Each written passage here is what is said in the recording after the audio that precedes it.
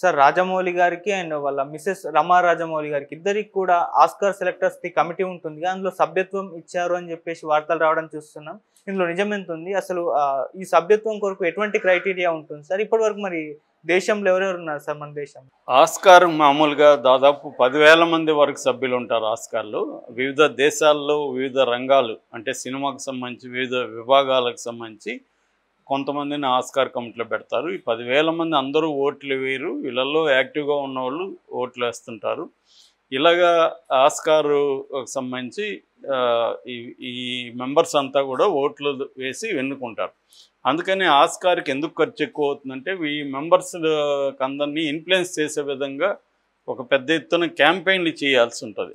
అట్లాగే వీళ్ళకి కొంతమంది గిఫ్ట్లు ఇవ్వడం అవన్నీ కూడా చేస్తుంటారు. సో అట్రాక్ట్ చేయాల్సి ఉంటుంది, క్యాంపెయిన్ చేయాల్సి ఉంటుంది. అంటే విజిబిలిటీ, కొన్ని వేల సినిమాలు పోటీ పడుతున్నప్పుడు విజిబుల్గా తమ సినిమాని వీళ్ళ దగ్గరికి తీసుకెళ్లాల్సి ఉంటుంది.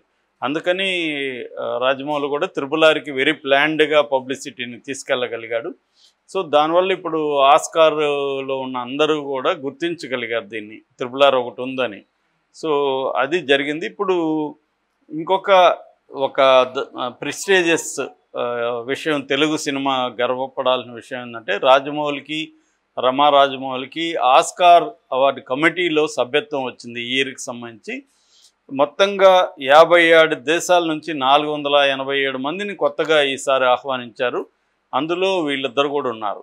సో ఇది ఖచ్చితంగా తెలుగు ఇండస్ట్రీకి గర్వకారణం అని చెప్పచ్చు. అయితే గత ఏడాది కూడా కొంతమంది ఉన్నారు. రామ్ చరణ్ ఉన్నాడు గత సంవత్సరంలో, జూనియర్ ఎన్టీఆర్ ఉన్నాడు, కీరవాణి ఉన్నాడు, చంద్రబోస్ ఉన్నారు, సెంధిల్ కుమార్ ఉన్నాడు, సాబు సిరిల్ ఉన్నారు. ఇలాంటి వాళ్ళు గతంలో కూడా మన తెలుగు నుంచి కూడా ఉన్నారు. అయితే ఇప్పుడు రాజమౌళి, రమా రాజమౌళి ఏమో దర్శకుడి కేటగిరీలో, రమా రాజమౌళి ఏమో కాస్ట్యూమ్ డిజైన్ కేటగిరీలో. అంటే కాస్ట్యూముకు అవార్డులు ఇచ్చడానికి సంబంధించిన సినిమాలను కొన్నిటిని ఈమెకు పంపిస్తారు, చూసి వాటి మీద తన అభిప్రాయము, ర్యాంకు పెట్టమని. అలాగా ప్రపంచంలో ఉండే బెస్ట్ కాస్ట్యూమ్ డిజైనర్లకు ఆస్కార్ సంబంధించిన సినిమాలను పంపిస్తారు. ముందుగా నామినేషన్కి సంబంధించి ఒక 5 సినిమాలను సెలెక్ట్ చేయమని పంపిస్తారు. నామినేషన్ తర్వాత మళ్ళీ దాంట్లో best film for costume design అనేది ఆ కేటగిరీకి మళ్ళీ వస్తుందన్నమాట. అట్లా ఇప్పుడు ఇండియాలో తీసుకుంటే షబనాజ్ మీ, రితేష్ సిద్వానీ, రవివర్మన్, రీమా దాస్, శీతల్ వర్మ, ఆనంద్ కుమార్ టక్కర్, నిషా పహూజా, హేమల్ త్రివేది, గీతేష్ పాండ్యా, ఇలాంటి వాళ్ళకి ఈసారి సెలక్షన్ అయింది. రమా రాజమౌళి అండ్ రాజమౌళితో పాటు షబనాజ్ మీ మనకు తెలుసు, తెలుగు వాళ్ళకి కూడా. సో తెలుగు సినిమాల్లో కూడా ఆమె యాక్ట్ చేసింది. మన రాఘవేంద్రరావు కొడుకు సినిమాలో కూడా ఆమె యాక్ట్ చేసింది. అలాగా ఇలాంటి వాళ్ళని ఇప్పుడు చేస్తున్నారు.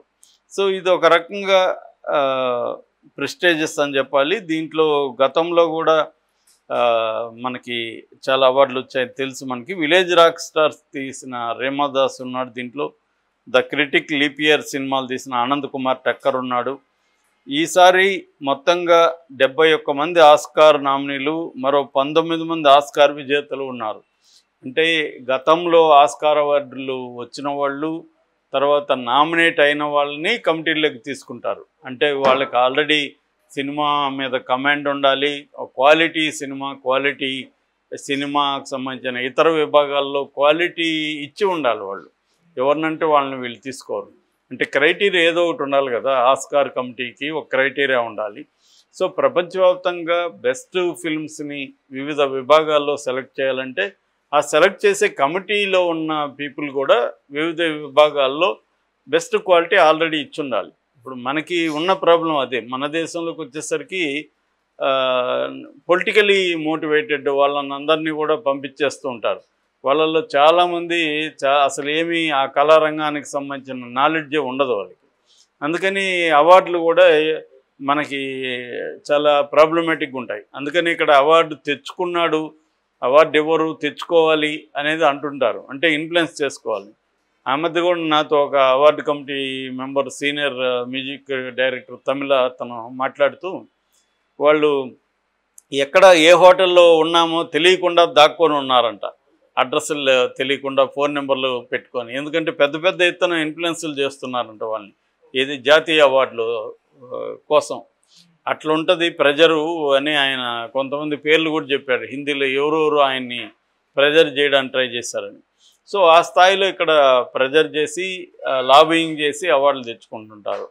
అవి కానీ పద్మ అవార్డ్స్ కానీ ఇవన్నీ కూడా లాబింగ్లు జరుగుతాయి. ప్లస్ గవర్నమెంట్కి, అధికారంలో ఉన్న గవర్నమెంట్కి ఎవరికిస్తే ఉపయోగకరంగా ఉంటుంది, వాళ్ళకి పొలిటికల్గా ఎవరికిస్తే బాగుంటుందని చూసుకుంటారు. ఇక్కడ మన ఇప్పుడు పివి నరసింహారావుకి ఇచ్చాడు, ఆయనకి అర్హత లేదని కాదు, బ్రహ్మాండమైన అర్హత ఉంది ఆయనకి ఎందుకు ఇచ్చారంటే పొలిటికల్గా ఇక్కడ కాంగ్రెస్ పార్టీకి కొంత మేలు జరుగుతుంది, దాన్ని ఆపాలంటే మనం కాంగ్రెస్ పార్టీలో ఉండే ఒక ఐకాన్కి మనం ఓన్ చేసుకుంటే అది మనకి టర్న్ అవుతుంది అని బీజేపీ వాళ్ళు ఇటు పటేల్ని లాంటి వాళ్ళని వాళ్ళు అప్రోప్రియేట్ అంటారు ఇంగ్లీష్లో, అలాగా వాళ్ళు ఓన్ చేసుకోవడం. ఇక్కడ కూడా కేసీఆర్ కూడా అదే టాక్టిక్స్ ప్లే చేశాడు. ఇక్కడ కూడా పివి నరసింహారావుకి సంబంధించి కేసీఆర్ ఓన్ చేసుకొని ఆయన విగ్రహాన్ని పెట్టడం ఇవన్నీ కూడా చేశాడు. సో ఈ అవార్డు కమిటీస్లో ఇలాంటి పాలిటిక్స్ ఉంటుంది. ఈ ఆస్కార్లో ఉండదా అంటే ఆస్కార్లో కూడా ఇటువంటి పాలిటిక్స్ ఉంటాయి. అంటే వీళ్ళు ఆ సభ్యుల దగ్గరికి సినిమాని తీసుకెళ్ళడం, ఆ సభ్యులకి కాస్ట్లీ గిఫ్ట్లు ఇవ్వడం, వాళ్ళని పెద్ద పెద్ద డిన్నర్ పార్టీలు వాళ్ళకి ఇవ్వడం, ఇవన్నీ చేస్తారు. ఇవన్నీ రాజమౌళి కూడా చేశాడు. కాకపోతే మన ఇండియన్స్ ఇంతవరకు పెద్దగా పట్టించుకోలేదు. ఇవన్నీ గతంలో కూడా చేసి ఉండొచ్చు, కానీ పెద్దగా పట్టించుకోలేదు. లగాన్ టైంలో కూడా లగాన్ సినిమాకు కూడా చేశారు. ఏదేమైనా ప్రతిదానికి రెండు ఉంటాయి నేను చాలాసార్లు చెప్తుంటాను.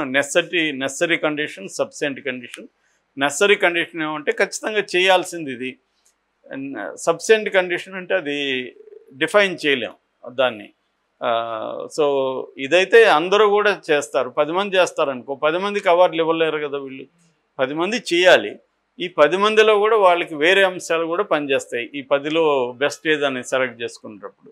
సో అలాగా రాజమౌళి ఇవన్నీ స్టడీ చేసి ఈ ఆస్కార్ అవార్డుల కమిటీ ఎలా ఫంక్షన్ ఉంటుంది, ఎవరు ఓటు ఇప్పటి వరకు అయిన వాళ్ళని కూడా కాంటాక్ట్ చేయగలిగాడంట రాజమౌళి. అంటే వాళ్ళని ఎవరు పట్టించుకునే వాళ్ళని కూడా కాంటాక్ట్ చేసి వాళ్ళు కూడా ఓటుల్లో పాల్గొనేట్టుగా చేసి వాళ్ళని కూడా ఇన్ఫ్లుయెన్స్ చేయడానికి ట్రై చేస్తాడు అనేది చెబుతారు.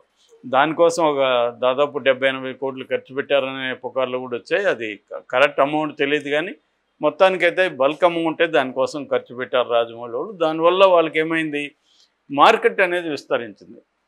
ఇదంతా కూడా ఫ్యూచర్ ఇన్వెస్ట్మెంట్ అనమాట. సో ఇప్పుడు మార్కెట్ ఇన్వెస్ట్ కావాలంటే నీ ప్రజెన్స్ అనేది విపరీతంగా రావాలి. సో ఇప్పుడు దీనివల్ల కాంటాక్ట్స్ వచ్చాయి, ఇంటర్నేషనల్గా మార్కెట్ ఎక్స్పోజర్ తెలిసింది, వేరే దేశాల మార్కెట్ని ఎలా క్యాప్చర్ చేయాలనేది. అట్లాగే ఇప్పుడు సినిమా తీసేటప్పుడే ఏమేమి ఎలిమెంట్స్ పెట్టాలి ఇంటర్నేషనల్ మార్కెట్ కోసం అనే విషయం కూడా రాజమౌళికి కంప్లీట్గా గ్రిప్ వచ్చింది. అందుకని ఇప్పుడు మహేష్ బాబు సినిమాలో టెక్నీషియన్లు కావచ్చు, ఆర్టిస్టులు కావచ్చు, ఇంటర్నేషనల్ కంపోజిషన్ ఉండేట్టుగా చూసుకుంటున్నారు అన్నమాట. సో ఇవాళ ఏంటంటే ఎప్పటికప్పుడు మార్కెట్ని విస్తరించుకుంటూ పోతే దానికి తగిన క్వాలిటీ సినిమా అందించవచ్చు. ఎందుకంటే క్వాలిటీ అనేది మనీతో కూడుకున్న అంశం. సో క్వాలిటీ అనేది అన్నిసార్లు మనీతో కాకపోవచ్చు, కానీ ఒక బిగ్ బ్యాంగ్లో వెళ్ళాలనుకున్నప్పుడు ఎక్కువ సార్లు మనీతో నీ క్రియేటివిటీ ఉంటే సరిపోదు. ఆ క్రియేటివిటీని సెల్యులాయిడ్ స్క్రీన్ మీదకి తీసుకురావడానికి మనీ కూడా అవసరం. ఇప్పుడు మనకు టైటానిక్ లాంటి సినిమా క్రియేటివిటీ ఉంది దాంట్లో 100%. At the same time budget కూడా దానికి అవసరమైంది. ఎందుకంటే అటువంటి ఒక షిప్ను నిర్మించాలి, సముద్రాన్ని క్రియేట్ చేయాలి. సముద్రంలో పోయి అన్ని షాట్లు తీయలేరు వాళ్ళు. అవన్నీ సముద్రం కొన్ని వైట్ షాట్లు తీసుకుంటే మిగతా కూడా వీళ్ళు క్రియేట్ చేసుకొని చేయాలి. అట్లాగే సీజీ వర్క్ కూడా విపరీతంగా ఉంటుంది.